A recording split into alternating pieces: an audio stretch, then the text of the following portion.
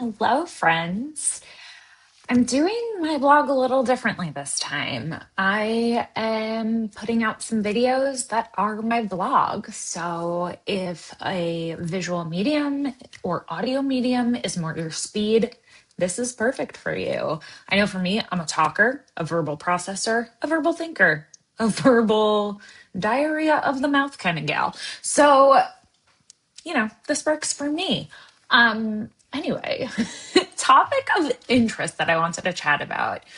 I primarily work with small businesses, and a lot of these small businesses are in a phase of growth where maybe they have been working with contractors, they don't have any W 2 employees yet, but they're either experiencing some issues with the contractors because they don't have full control over where they work, how they work, when they work, or they're a little unsure if their contractors should actually be employees. That is where I come in. So it's something that comes up very often with businesses I talk to, with clients I work with. And I've been thinking a lot about it. And I just got an email blast. So I love signing up for different law firms' email blasts because that's how I find out all of the important employment law information. It's a little hack. So, if you're interested, do that. This one comes from Willens, Goldman, and Spitzer.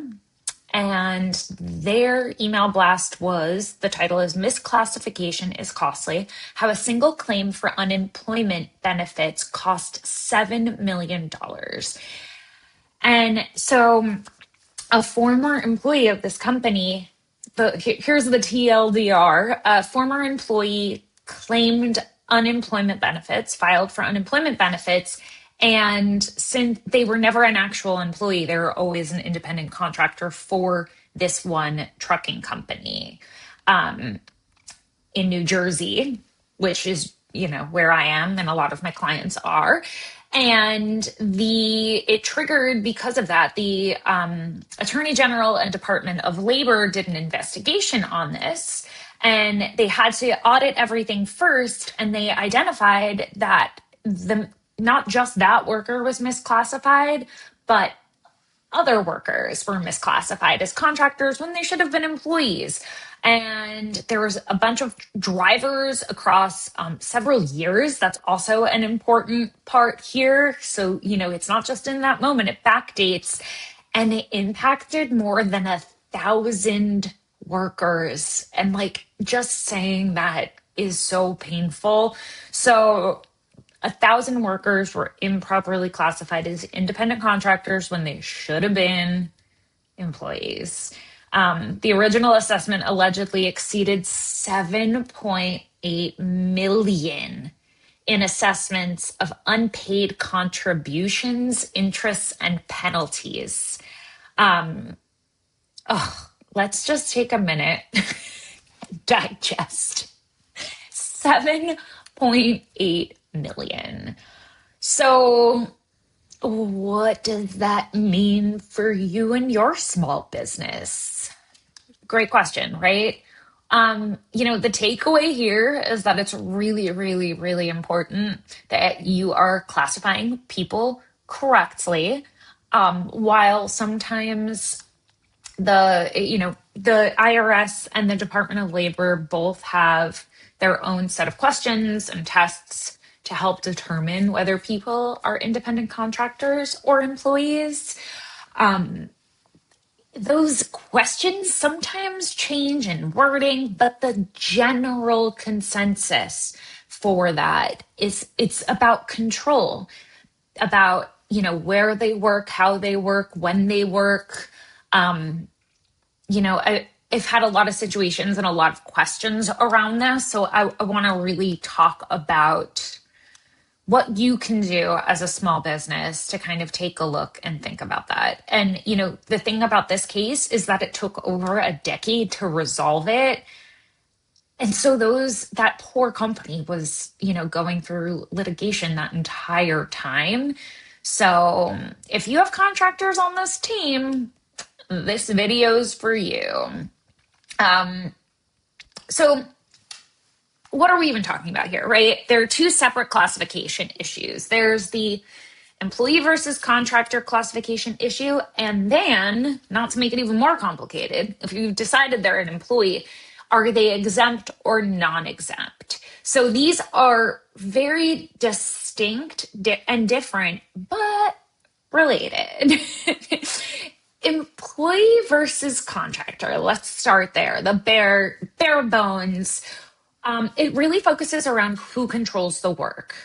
Who controls the work, the hours, the tools the person is using, the relationship. A really common misconception I see is, oh, they want to be a contractor. That just doesn't cut it. That doesn't cut it if you get audited, if somebody submits a claim. And sometimes those unemployment claims, like that article, really do trigger that. And you have no control over it. And it's innocent enough from that person, too. So it's not like ill will or they're doing something to harm you, but it could just be a situation that you found yourself in. So what does that mean?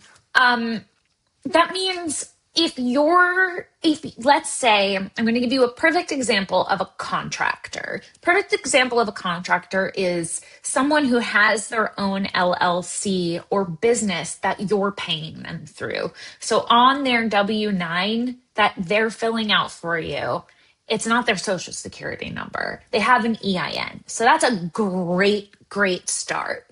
Then they also have other clients. You're not the only one. You're not their sole source of income. So you're not controlling their income. See what I did there? They can do the projects that you're giving them at 10 p.m., at 10 a.m. It doesn't matter as long as it gets done within, the deadline. Deadlines are fine. Hours worked can't be controlled. You're also not telling them where they have to work, right? Like they have to come into your office from this hour to this hour. You can't do that with a contractor. And contractors also are using their own equipment. They're generally not using a company email address, although there are some instances where you need to provide that. And they're using their own computer. They are paying for, their own software, their own subscriptions. If they need to be reimbursed, they will bill you for those types of things. So those are really good examples of independent contractors. And also, independent contractors are generally there for a defined period of time. So if you're doing a contractor agreement with someone, there should be an end date on it. Even if they'll continue working with you, you'll just re-up that contract. You'll evaluate and re-up and keep working together. But generally, it should be for a defined period of time. An employee, on the other hand, is someone who you can say, I need you to sign on at 9 a.m. I need you to be on these meetings. I need you to utilize the specific company software, tools, information. I need you to follow these specific guidelines. And this is where, when I talk to small business owners who are in the growth phase, who are expanding their business, and they have their tried and true contractors that they've been working with, but they don't have employees and are having a really hard time growing their business, it's most likely that they need an employee on their team, because employees, you set the standards of how and when they do the work. So you're really able to mold and control. And when I say control, I hope you understand what I mean. It's not micromanaging. It's telling them, hey, we need to get this done. These are the steps to do it, right? You're mentoring, you're molding, you're training. You're able to do that with employees. You're able to create a job description that, says exactly what you need, and then train that person to do that, to do it in a way that you want to set the standards for your company. You're able to create policies that they should follow. So let's say you have, a certain ethos or mission, vision, and values.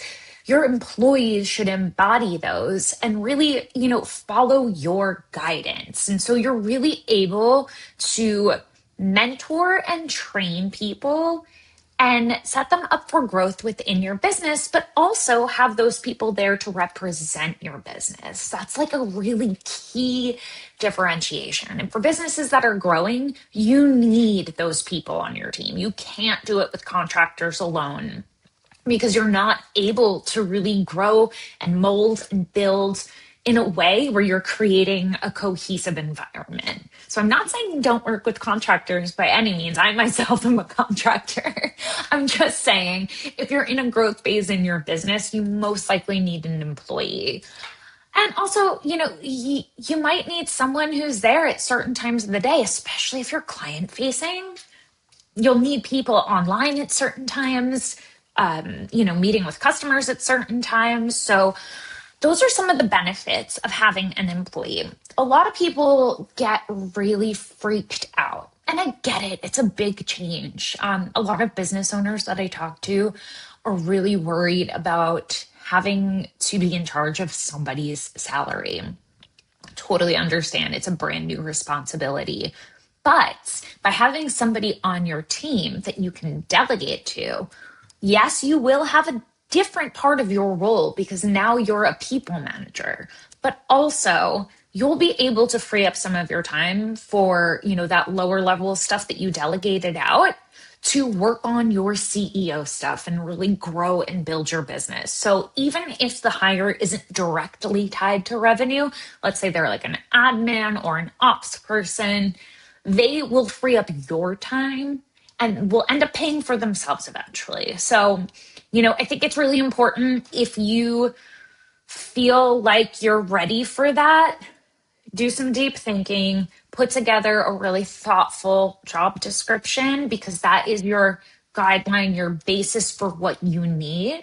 Start, listing out tasks that people would do and really figure out what are the needs, what are the expectations of this role.